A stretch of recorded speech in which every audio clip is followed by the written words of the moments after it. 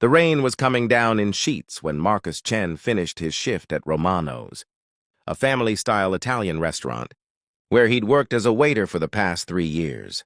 At 34, Marcus had the kind of tiredness that went deeper than physical exhaustion. The bone-deep weariness of a single father working double shifts while trying to raise a 7-year-old daughter alone. He pulled on his jacket and grabbed his umbrella, preparing for the 6-block walk to the bus stop. His car had died 2 months ago, and he hadn't been able to save enough for repairs yet. Most of his paycheck went to rent, his daughter Lily's school supplies, and the never-ending pile of bills that seemed to multiply when he wasn't looking.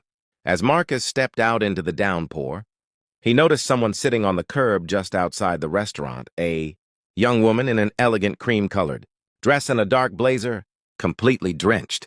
Her blonde hair hung in wet strands around her face, and she was hugging her knees to her chest, shivering violently. Marcus's first thought was that she might be drunk or on drugs. This neighborhood wasn't particularly dangerous, but it had its share of problems. But as he got closer, he saw that she was crying, great heaving sobs that shook her shoulders. "Miss?" Marcus approached carefully. "Are you okay? Do you need help?" The young woman looked up at him with red, swollen eyes. She couldn't have been more than 22 or 23. "I'm fine," she said automatically, then laughed bitterly. "No, actually, I'm not fine at all." Marcus looked at her expensive clothes, now ruined by rain, and the designer handbag clutched in her lap. Whatever her problem was, it clearly wasn't lack of money. "What happened? Are you hurt?" "Not physically." She wiped her face, though it was pointless with the rain still pouring down. I can't go home right now. I can't face it." Marcus should have kept walking. He was tired. He needed to get home to relieve Mrs. Park next door, who was watching Lily, and getting involved in a stranger's problems was never a good idea. But something about the raw despair in the young woman's voice stopped him. He held out his umbrella.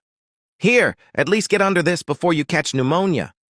The woman looked at the umbrella, then at Marcus, as if she couldn't quite process what was happening. "What?" "The umbrella. You're soaked. At least get out of the rain. But then you'll get wet." "I'm already wet, and I'm heading to the bus stop anyway. Come on. Let me at least walk you somewhere dry." The woman stood slowly, accepting the umbrella. Marcus noticed she was shaking, whether from cold or emotion, he couldn't tell. Probably both. "Where are you trying to go?" Marcus asked. "I don't know. I left. I couldn't be there anymore." "Left where?" "A party. An engagement party. Mine." She laughed again, that same bitter sound. "Or it was supposed to be mine, until I found out my fiancé has been cheating on me with my assistant for the past 6 months. They thought they were being so clever, so discreet. But I saw the texts tonight. Right there at our own engagement party, surrounded by all our friends and family, I saw the texts." Marcus winced. "I'm sorry." "That's terrible. The worst part? Everyone knew.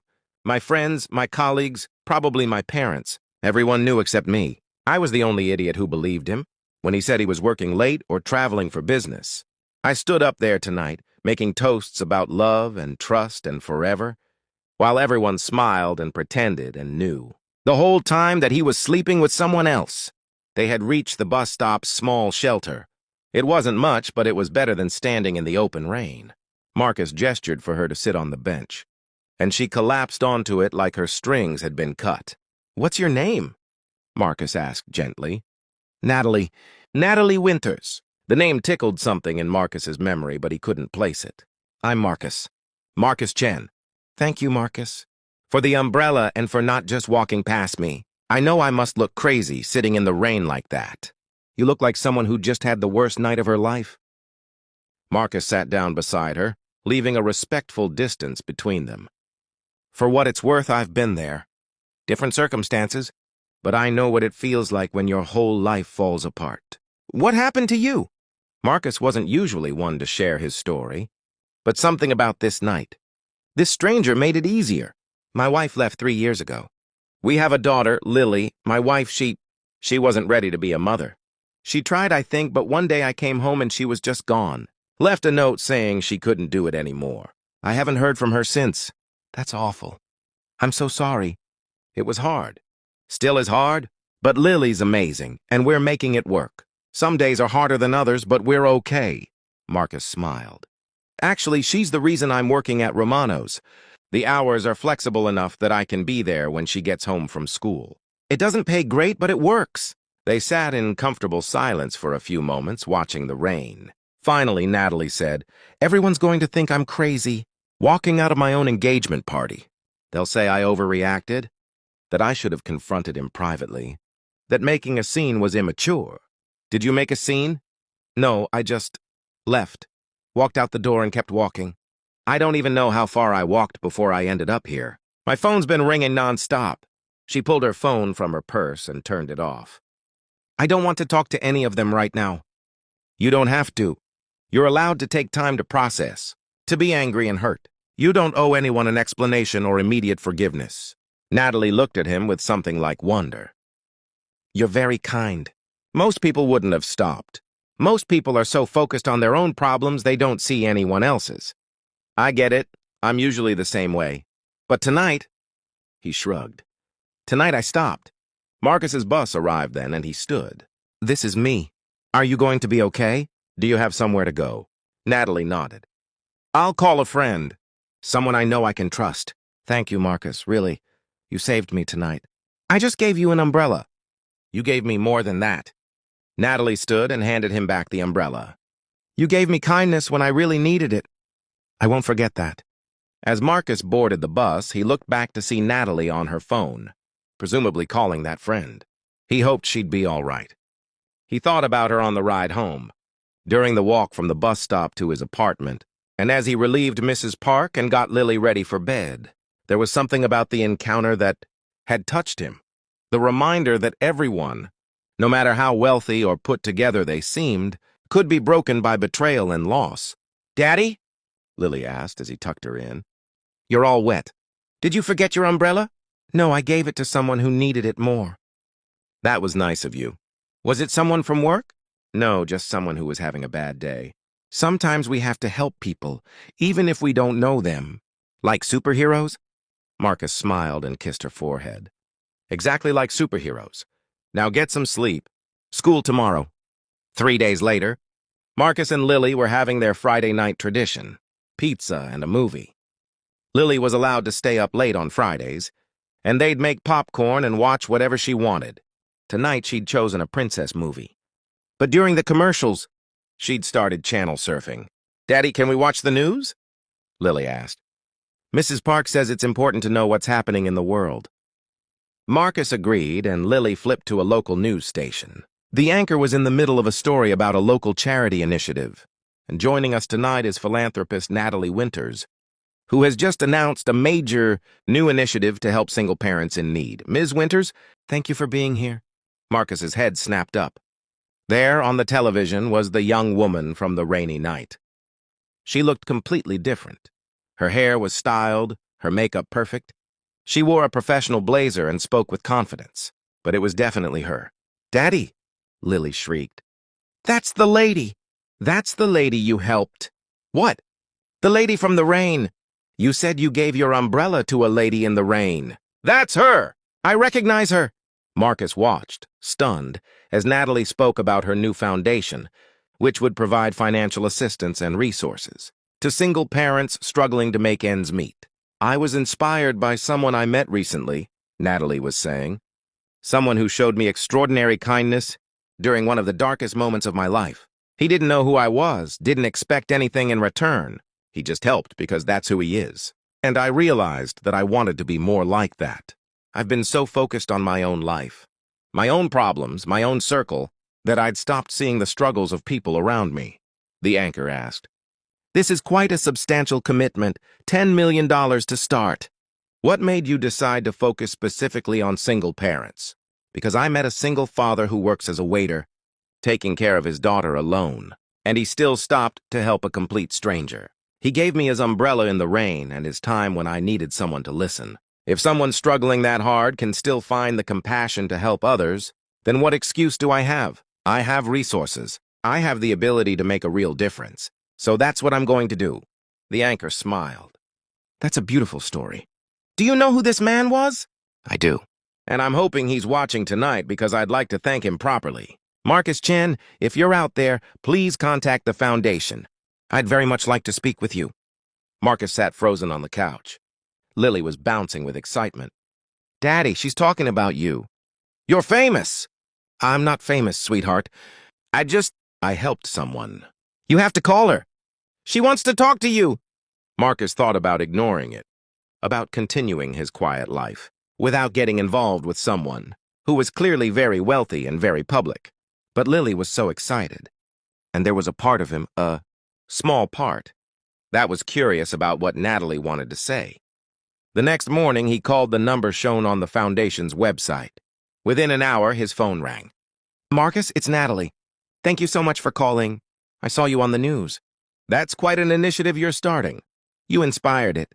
That night in the rain, you showed me what real kindness looks like. You were exhausted from work. You had your own child to get home to, and you still stopped. You listened. You shared your story.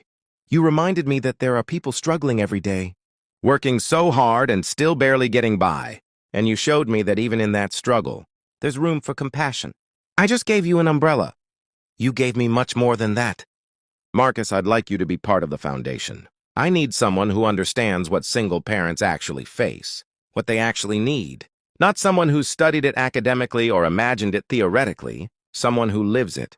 Would you consider joining the foundation's board? I don't know anything about running a foundation, but you know about being a single parent. You know about working hard and still not having enough. You know about choosing between fixing your car and buying your daughter new school clothes. That's the expertise I need. They met for coffee the next day, and Natalie outlined her vision. The foundation would provide emergency financial assistance, help with childcare costs, offer job training and placement services, and create a support network for single parents. She wanted Marcus to help design the programs to ensure they actually addressed real needs. What about my job? Marcus asked. I can't afford to quit. You'd be paid, of course, significantly more than you make now, with better hours and benefits. And there's flexibility. You'd still be able to be there for Lily when she needs you. Over the next months, Marcus became an integral part of the Winters Foundation. He brought a perspective that none of the other board members had. He'd lived the struggle they were trying to address. His input shaped every program, every policy, every decision. But more than the professional relationship, Marcus and Natalie became friends. She met Lily and was charmed by the bright, kind little girl. She attended Lily's school plays and birthday parties. She became part of their lives in a way that felt natural and right. A year after that rainy night, the foundation had helped over 1,000 families. They'd provided emergency rent assistance, paid for car repairs, covered childcare costs, and helped dozens of single parents get better jobs. Every person helped received a card with their assistance that read, "Because someone stopped in the rain." At the foundation's one-year anniversary gala, Natalie pulled Marcus aside. I need to tell you something. Okay. That night when I walked out of my engagement party, I was planning to walk into traffic. I was done. I couldn't see any reason to keep going when everything I believed about my life was a lie. And then you stopped. You gave me your umbrella and your time and your story. You showed me that kindness still existed, that there were still good people in the world. You saved my life, Marcus. Not figuratively, literally. Marcus felt tears sting his eyes. I didn't know. How could you? But I need you to understand what you did. You saved me, and through this foundation, you're saving hundreds of other people too. Families who were about to be evicted, who couldn't afford medicine for their kids, who were one emergency away from losing everything. You're helping save them. We're helping save them together. Natalie smiled. Together. That's the best part. I thought I knew what partnership meant. I was engaged to be married. But that wasn't partnership. This is working together towards something that matters. Building something real. 2 years after that rainy night, Marcus and Natalie's partnership had deepened into something more. They'd fallen in love slowly, carefully, both of them scarred by past relationships. But what they built was solid, based on mutual respect, shared values, and genuine affection. When Marcus proposed, he did it simply, just him, Natalie and Lily, having dinner at Romano's where it had all started. He told Natalie that she'd shown him it was possible to trust again, to love again, to build a future with someone. Lily, now 9 years old, gave her enthusiastic approval. "Does this mean Natalie will be my mom?" she asked. "If that's okay with you," Natalie said, taking Lily's hand. "I know I can't replace your mom, but I'd be honored to be your stepmom if you'll have me." "Yes!" Lily threw her arms around Natalie. "I've been hoping you'd ask." At their wedding, Marcus gave a toast. 3 years ago, I gave a stranger my umbrella in the rain. I thought it was a small thing, just a simple act of kindness that cost me nothing. But that small act changed my life. It changed Lily's life, and it's changed the lives of thousands of families through the foundation we built together. He looked at Natalie with such love that several guests wiped their eyes. Natalie taught me that the smallest acts of compassion can have the biggest impacts. That stopping for a stranger can change the trajectory of your entire life. That kindness is never wasted, never meaningless, even when it seems small. Natalie stood and took the microphone. "Marcus gave me an umbrella when I was sitting in the rain, broken and lost. But he gave me so much more than that. He gave me hope when I had none. He showed me that there was still good in the world.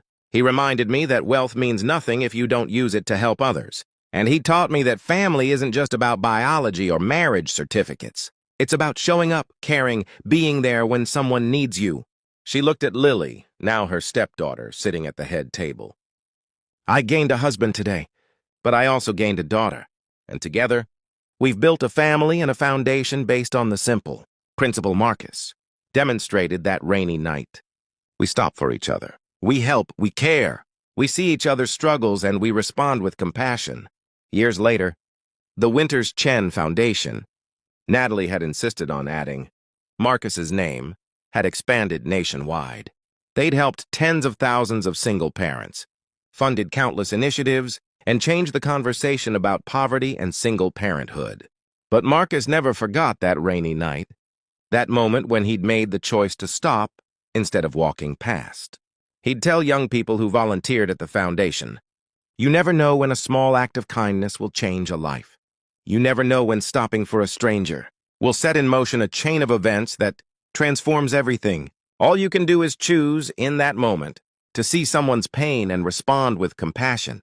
The rest unfolds from there." Lily, now in college and studying social work, wrote her application essay about that night, about how her father had given away his umbrella to a stranger, and how that simple act had changed their lives forever, about how kindness creates ripples we can't predict or control. "My father didn't stop in the rain because he expected anything in return," she wrote. "He stopped because someone needed help. That's who he is. And that simple choice, to stop, to see, to help, it changed everything. It saved a life. It built a family. It created a foundation that has helped thousands of people. All because one tired waiter on his way home decided that someone else's need mattered more than his own convenience. That's the lesson I carry with me every day. Stop for each other. See each other's pain. Respond with kindness, because you never know when your umbrella in the rain will be exactly what someone needs to keep going. You never know when your small act of compassion will save a life and change the world." And that lesson, that simple, profound truth, continued to ripple outward, touching lives in ways that Marcus, sitting on that rainy curb 3 years ago, could never have imagined. All because he chose to stop. All because he gave away his umbrella. All because he saw a stranger's pain and decided it mattered. Sometimes the most important moments in life look like nothing special. A rainy night, an umbrella, a conversation with a stranger. But those moments contain the seeds of transformation. Those moments are where everything changes. We just have to be willing to stop long enough to see them.